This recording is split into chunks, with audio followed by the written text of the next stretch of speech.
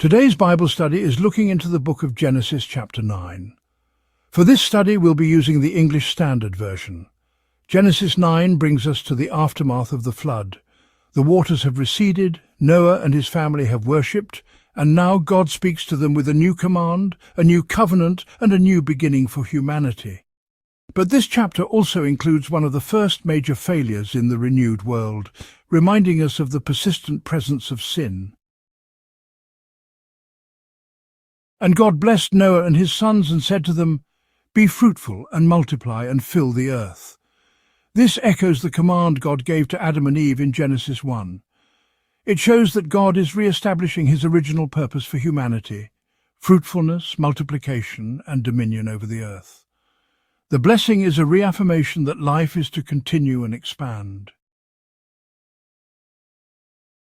"The fear of you and the dread of you shall be upon every beast of the earth, and upon every bird of the heavens, upon everything that creeps on the ground, and all the fish of the sea. Into your hand they are delivered." This introduces a new relationship between man and animals. Before the flood, animals may not have feared humans in the same way, but now fear becomes a part of the order. This could be to preserve balance and ensure the animals would not become a danger in this new world. "Every moving thing that lives shall be food for you, and as I gave you the green plants, I give you everything." Before the flood, humanity was given plants for food. Now God permits the eating of animals. This marks a significant shift. However, it's not without boundaries, as the next verse will show. This permission comes after sacrifice has been introduced, and the idea of life and blood becomes a central theme. "And for your lifeblood I will require a reckoning. From every beast I will require it, and from man. From his fellow man I will require a reckoning for the life of man." This is the foundation of justice. God establishes the value of human life and the seriousness of shedding blood. Whether man or animal takes a life, there is accountability. God's image in humanity means that life is sacred. "And you be fruitful and multiply, increase greatly on the earth and multiply in it." This repeats the earlier command, showing its importance. God is not only preserving life, he is pushing it forward. Humanity has a purpose to fill the earth again, not just survive, but thrive under God's direction. Then God said to Noah and to his sons with him, "Behold, I establish my covenant with you and your offspring after you." This is the first time the word covenant is used in this full, formal way. A covenant is a solemn, binding agreement initiated by God. It is not just a contract, it is a relationship with promises and obligations. This covenant is made not only with Noah, but with his descendants, including us. "And with every living creature that is with you, the birds, the livestock, and every beast of the earth with you, as many as came out of the ark." This covenant is not just with humans, but with creation itself. God includes the animals, showing his care for all life and his desire for stability on the earth. "I establish my covenant with you, that never again shall all flesh be cut off by the waters of the flood, and never again shall there be a flood to destroy the earth." This is the central promise of the Noahic covenant. God pledges never to judge the entire earth with a flood again. It is a commitment to preservation. Although God will judge again one day, he sets this judgment apart as unique and unrepeatable. "And God said, This is the sign of the covenant that I make between me and you and every living creature that is with you for all future generations." God always attaches a sign to his covenants. In this case, the sign is not circumcision, as with Abraham, or Sabbath, as with Israel. It is the rainbow. "I have set my bow in the cloud, and it shall be a sign of the covenant between me and the earth." The Hebrew word for bow is the same as a weapon like a war bow, but here it's set in the clouds, no longer aimed at earth. It's a sign of peace. God is laying down his weapon. The rainbow becomes a symbol of mercy and hope. "When I bring clouds over the earth and the bow is seen in the clouds, I will remember my covenant." God does not forget, but he uses the rainbow as a visible reminder for us.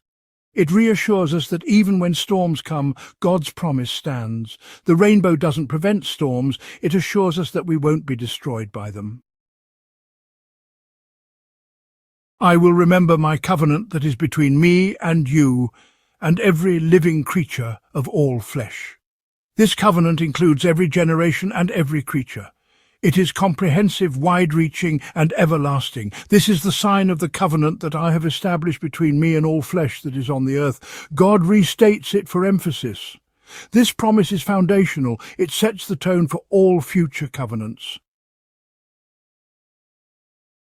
The sons of Noah who went forth from the ark were Shem, Ham, and Japheth. Ham was the father of Canaan. The mention of Canaan here foreshadows a coming event. Canaan will become significant in biblical history, and this sets the narrative up for the future. These three were the sons of Noah, and from these the people of the whole earth were dispersed. This verse confirms that all post-flood humanity descended from Noah's three sons. It lays the groundwork for the Table of Nations in Genesis 10. Noah began to be a man of the soil, and he planted a vineyard.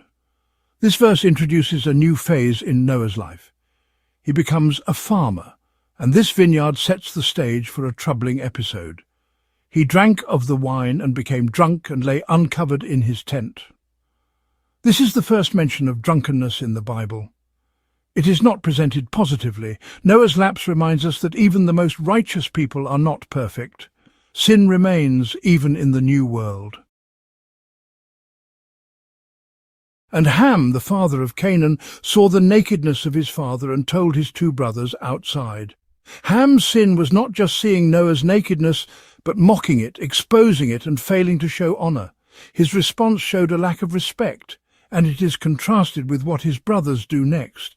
Then Shem and Japheth took a garment, laid it on both their shoulders, and walked backward and covered the nakedness of their father. Their faces were turned backward, and they did not see their father's nakedness. Their actions are filled with dignity, respect, and care. They show us how to treat others with compassion, even in moments of weakness.